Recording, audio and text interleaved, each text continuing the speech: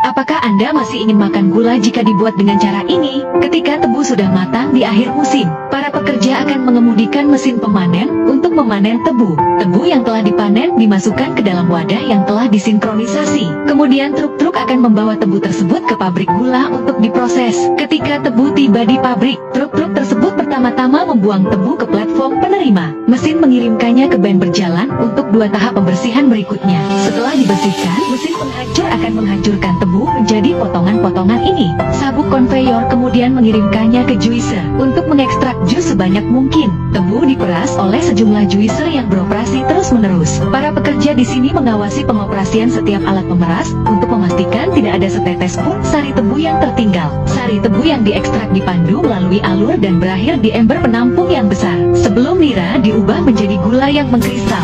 Sampel menjalani serangkaian tes di laboratorium. Pekerja menambahkan bahan pengental untuk mengikat kotoran dalam nira, untuk menyaring sari buah yang keruh menjadi cairan yang bersih. Kemudian dituangkan ke dalam mesin lain untuk mengukur apakah konsentrasi gula sudah sesuai. Nira kemudian mengalir menuruni menara setinggi 10 meter. Uap sulfur dioksida naik dari bawah. Proses ini disebut vulkanisasi. Proses ini memutihkan nira. Kemudian jus mengalir melalui alat yang mengukurkannya. Dalam tong terpisah, para pekerja menambahkan bubuk kapur ke dalam air untuk membuat larutan nira tebu yang akan ditambahkan. Pengaduk akan mencampur sari tebu dan larutan kapur selama sekitar 6 jam untuk menyelesaikan proses yang disebut alkalisasi. Proses ini mengatur nilai pH jus dan membentuknya. Setelah nira bereaksi dengan jeruk nipis, warnanya berubah dari warna coklat menjadi kuning. Jus kemudian disalurkan ke dalam alat penjernih. Dibutuhkan waktu lebih dari 2 jam untuk menjernihkannya, dan kotoran akan mengendap di bagian bawah. Pekerja akan mengambil sampel dari tangki untuk menunjukkan kepada kita bagaimana residu mengendap. Residu yang mengendap di dasar tidak terbuang. Mesin akan melalui proses ekstraksi lagi untuk mengekstrak gula yang tersisa.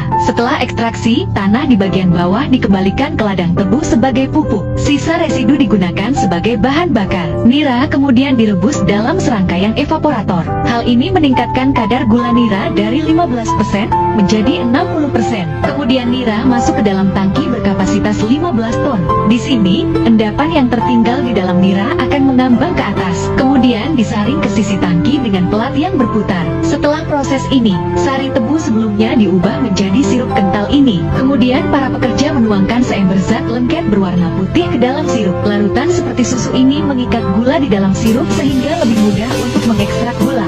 Selanjutnya, sirup tersebut dimasak dalam panci vakum besar untuk membentuk gula yang mengkristal. Saat air di dalam sirup perlahan-lahan mengering, para pekerja akan secara teratur memeriksa perkembangan kristalisasi sampai menjadi pasta kristal yang kental ini. Pasta ini kemudian dikirim ke mesin sentrifugal berkecepatan tinggi. Mesin ini berputar dengan kecepatan 120 putaran per menit, dan kemudian molasa diekstraksi dengan cepat dari panci, hingga hanya tersisa kristal yang terpisah. Pada titik ini, mesin menyemprotkan air untuk membersihkan kristal. Setelah selesai, air akan terkuras dan hanya menyisakan kristal yang telah dibersihkan. Mesin sentrifugal bekerja seperti mesin cuci dalam mode berputar. Alat ini mengekstrak air dari gula dengan cara yang sama seperti mesin cuci mengekstrak air dari pakaian. Kemudian sabuk konveyor meninggalkan mesin sentrifugal dengan gula yang sudah dikristalisasi, dan kemudian secara bertahap mulai berpindah ke pengering besar ini. Mereka akan berguling-guling sampai kadar air gula berkurang menjadi 0,02%. Kemudian mereka meninggalkan pengering dan masuk ke dalam kantong-kantong di atas timbangan. Saat beratnya mencapai 1000 kg, sebuah derek akan mengangkut kantong-kantong tersebut ke platform lain di pabrik. Alat ini menurunkan setiap kantong gula ke saluran yang mengarah ke peralatan utama. Para pekerja hanya perlu membuka segel dengan hati-hati. Kemudian secara otomatis akan mengalir ke pabrik pengemasan pabrik, di mana serangkaian mesin otomatis akan secara otomatis mengemas dan menyegelnya serta membaginya. Gula tersebut kini siap untuk digunakan di ribuan rumah.